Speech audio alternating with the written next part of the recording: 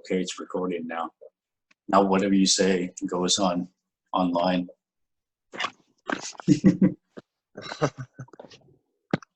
Cool. So where are you staying, by the way? At my mom's place. Oh, I thought you were staying at like a hotel or something. No, this is it. Hmm. We're in the hood. How does your mom feel about this whole dating thing? How does my mom feel about dating? Oh, like you signed up for this program and all that. I mean, I haven't really talked to her about it. Honestly. But I mean, I think she would think it was cool. She's pretty open-minded about stuff. Oh, okay, so you think she would actually be cool with it? Yeah, for sure. What about yours? Well, my mama is like very skeptical about me doing any of this, so I hear it from her like every time I go home, which is like every week. Well, like in Sri Lanka, it's different, right? It's like you meet up. I mean, it's like more arranged or like luck versus systematically putting yourself out there. Yeah. No, I hear you. That's a lot different, going and talking to girls. How did you approach anyone this week at all? Yeah, I did. I got one chick's number. Oh yeah? When was this? When I was coming through Utah. It was in like a glasses store, because these are like my military glasses. Mm-hmm. And when I was driving, man, it was really rough on my eyes. So I was like, let's go into a glasses store and see if I could find something. The girl in there was pretty cute, so I was like, I told her, thought she should give me her number. Wait, you just asked that, or did you say anything before? No, I just asked. I just told her, I was like, yeah, I'm coming back into town next week, and you should give me your number, and then I'll message you when I'm back in town. We can go hang out. She was like, oh yeah, that sounds good. So you didn't do any CQC or anything like that? No, I didn't do any CQC. You just use your masculine tone and be like, hey, we should meet up sometime. And that's all it takes for you. It worked. I don't know. I was getting those vibes, so I was like, might as well. Oh, you knew she was into you. What about you? Yeah, had the feeling. What does that sound? Do you have your ignition on? Yeah, I just was rolling my window down. Me, like, I didn't approach anyone today. But I mean, I had some good approaches. I went to Whole Foods because I had to pick up something from my Amazon locker. And there was this one girl, she was really cute. And I talked to her for like at least like 2 minutes. But at the end, like, I asked for a number and she said she's taken. And then Brian was like, I should have like, played with it more, being like, oh, you have a boyfriend, or he can make us breakfast then, or something like that. I should have done something like that instead of just being like, oh, okay, no worries. But she did say, maybe I'll see you around again. And I was like, damn, I should have gotten her Instagram at least, Yeah. That sounds like something Brian would say. Yeah, I mean, Julian picked someone up like that. Remember? Yeah, he posted on Facebook saying that there was one girl who said she had a boyfriend, and then he made a joke like that, and now she's texting him. Really? I think it's one of those stupid tests. Something like that? Yeah, I think, like how girls like to test, and I think it's one of those stupid tests they do. Yeah, of course. That's what I'm learning with. I read about it in that book, The Way of the Superior Man, and then I've heard about it in other situations too, where basically men that aren't masculine or, completely masculine, they're wanting weaker women to or not weaker always, but women that challenge them less. And so that could come in the form of being younger, or maybe just being insecure, and then they don't actually like challenge the man. So it's like a cop out for men. But real, like, healthy feminine women are going to challenge masculinity. That's like the role of femininity, is to challenge masculinity. Something pretty cool. If you understand that, it's more of like, some guys think it will never go away, you know, like, oh, or they will go away one day. Like, once I prove to her that I'm, you know, good in her eyes as a man, then she won't do that anymore. But it's not happening. It says that in the book, and that's yeah, that's something I've learned about over the last year of like reading different things. No, yeah, that's the thing. And like what you said, like, you know, most men don't want to even go through that because, you know, either they don't think they're capable of getting a woman like that, or they just think it's too hard. So that's why a lot of people, I feel like, settle in relationships, Yep. which is what I don't want to do. That's why I wanted to get on with this and figure this stuff out. It's like, you know, like once you settle and you're committed to someone for the rest of your life, you have kids with them, you know, you're just gonna, like, I don't know, be ashamed of yourself because of what you've done in life, you know, because you can't really go back from that, right? I mean, I guess you could, but then it's like, well, you know deep down what you've done, and you know that it's your fault, right? No, you can't blame anyone else for that, you know. So yeah, that's rough.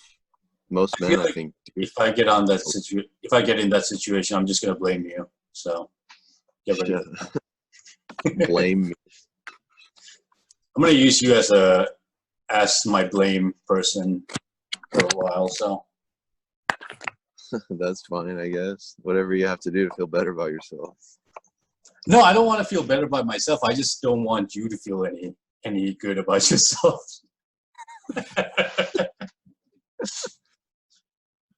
I don't know what the fuck you're talking about. Yeah, this is what happens when I talk too much. This is why girls keep rejecting me.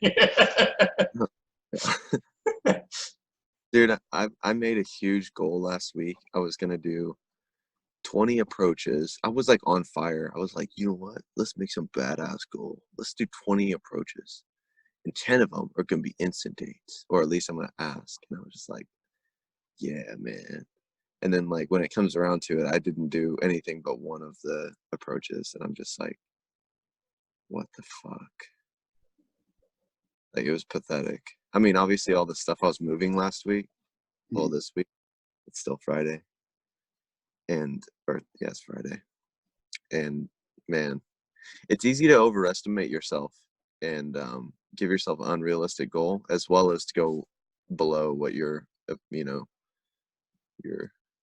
able to do. So that was a lesson for sure this week. Well, but you actually did much better than, you know, you were planning on, because I remember when we first started talking, you just want to do compliments and just leave. You know, you weren't even confident enough to like you keep an interaction going. Yeah. That's a good reminder, because I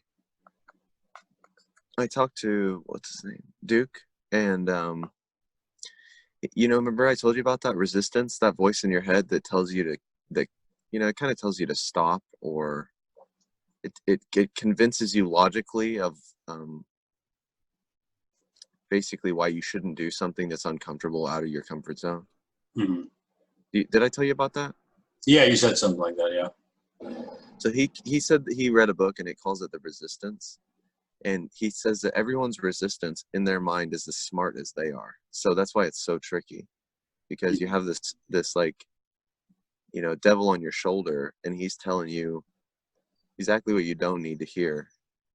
But you're telling it to yourself because you're that intelligent. So it's going to be as equally influencing or influential in your mind because of because it's the same intelligence level as you.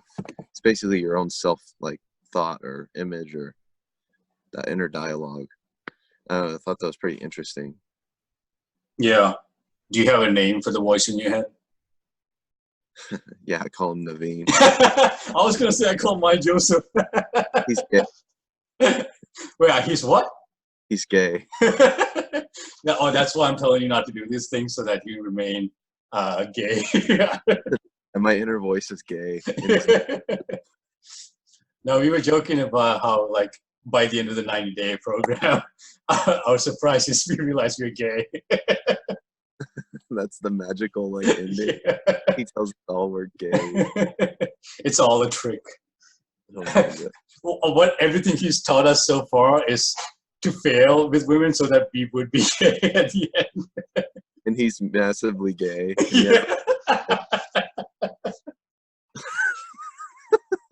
How shitty that would be. I think that would be freaking hilarious, you know, like us paying all this money, investing all this time. It's like the greatest Ponzi scheme ever. Yeah, it is. Just to find out you're gay. Yeah. Yeah. So I wonder, what were you going to say? Matt, I was going to say. I think he'd probably be fun to hang out with. He seems like a pretty cool dude. Oh, yeah. I think all the coaches, man, all the coaches are really down to earth and awesome. Yeah, I was really impressed by Duke on the phone. Like he came off as a really cool dude that knew quite a bit of information. Yeah, but anyway, continue. Yeah, it's just like undoing that mindset. You know, that's what they were able to do that we can't do right now. It's like we were born and like raised a certain way. So we're trying to undo all those years of, you know, we can't do this and we can't be confident. We can't get the right girl. I don't do this or I don't do that, right? Right. You know, saying that I don't approach women or I don't, you know, whatever. You know, I've been listening to affirmations actually. Every time I take a shower now, I listen to an affirmation. And that one was so corny that you sent me, dude. I couldn't do it again. Oh, the masculinity one? Okay, that's a meditation. That's different. I'm talking about affirmations. Oh, okay. Yeah, I was just doing that every morning, but it would be nice to have something recorded like Matt has. I think that's pretty cool. That you say that in your own voice? That his name was in it, like someone else recorded it. Oh, well, and this one, the one I'm listening to, a girl is just saying like, I am sexually confident and women love me and all that. And I'm like, yeah, I am. Yeah, it's just a female voice that's saying all this. What? That's what you sound like to me in my head. I call that Joseph. That's your voice? It's a fucking female? No, but it doesn't matter the voice, though. That's the thing. It's not the voice that matters. It's what they say and whether you believe it or not. Yeah. Yeah, I hear you. I guess it will make more sense to do it in your own voice, but who has time to like do that? Like create all these affirmations and, you know, listen to it. Yeah, I hear you. Whatever works, man. Well, nothing's working so far, so I'm just trying all this stuff out. That's funny. You're like, nothing's working so far. I saw that picture you posted on Instagram. That chick looked pretty hot. I know, yeah, the blonde one. Yeah, me and Cody were like, dang, she's hot. But she didn't seem interested at all. In fact, they kind of left right after we took the picture. We were like trying to get a drink, and then they left. So I asked Lynn, hey, is it okay if I still post this picture of these two random girls? Because I really like it, and there's a hot girl in it. And she was like, yeah, do it. So I did it. So I did it. Oh, man. Dude. You know, it's crazy. I was walking around the other day and I saw like a lot of hot girls and I was exhausted, you know, from being up, like sleep deprived driving. And I thought to myself over and over again, I was like, you need to go and talk to them. And I was like this inner dialogue, kind of like a battle going on between my comfort and my discomfort, you know, like wanting to leave my comfort zone, wanting to stay. And I was like, man, this is really rough because I know I want to go over there, but I'm tired and like sleep deprived, so I don't give a shit. Like I don't even care.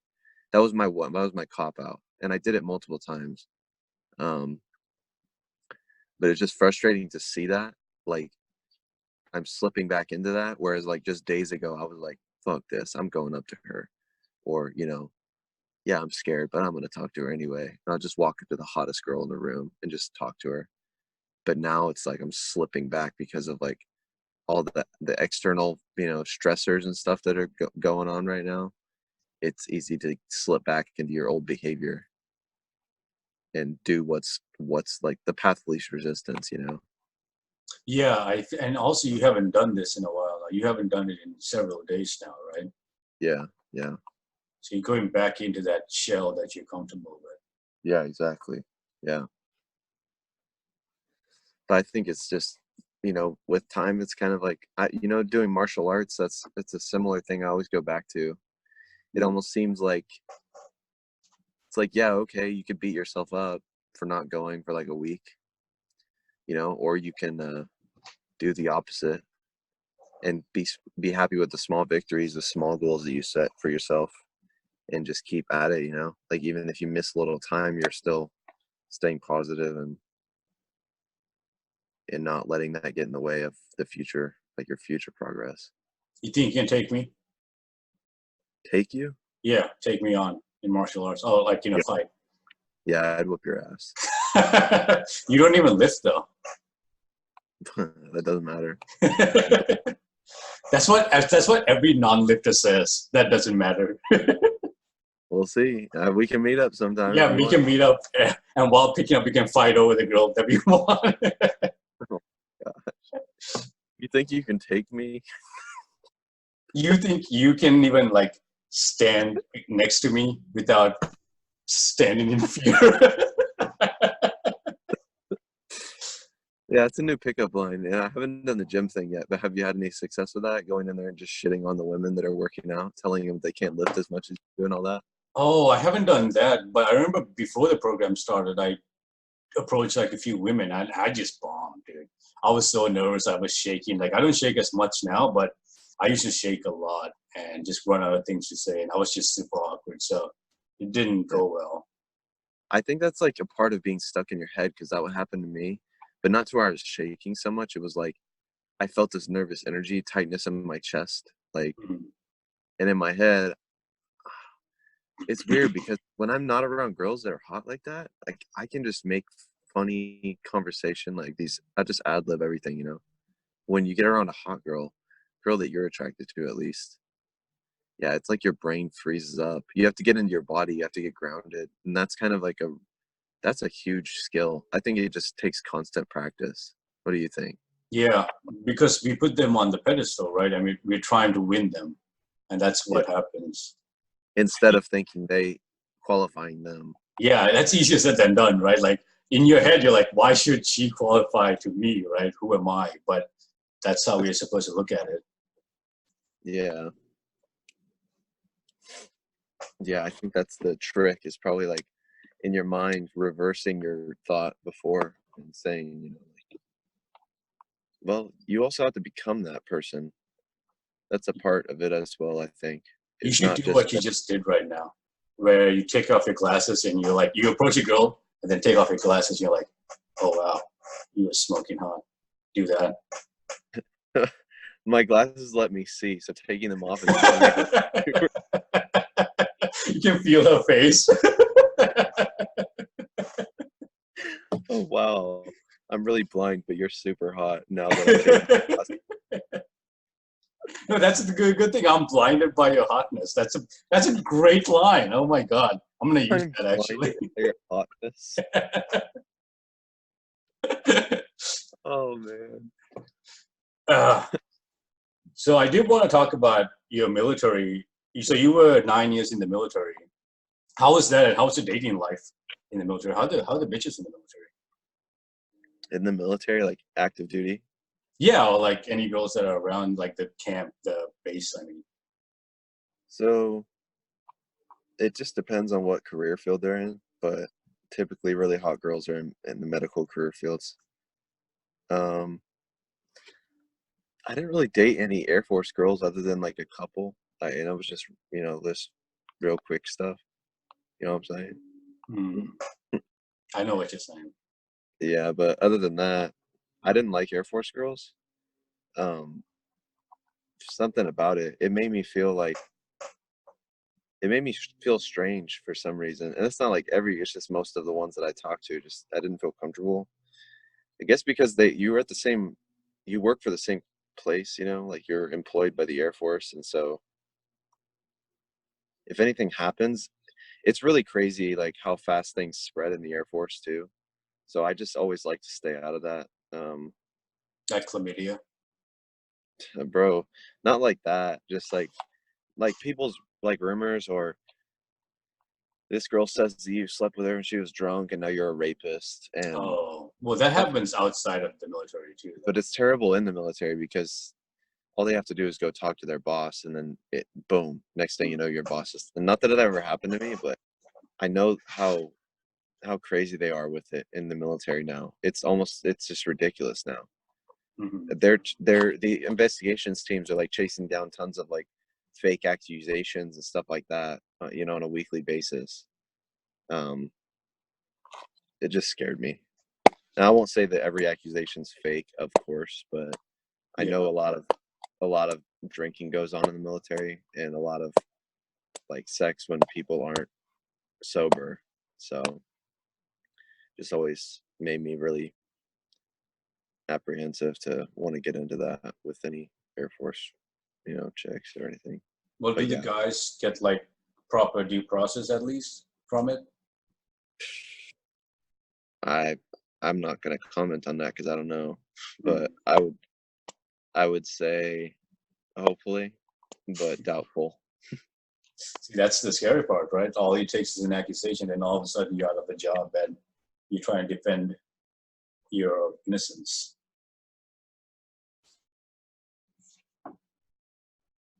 Did I lose you? Looks like I lost Joseph. I was just about to ask him the hard-hitting questions as well.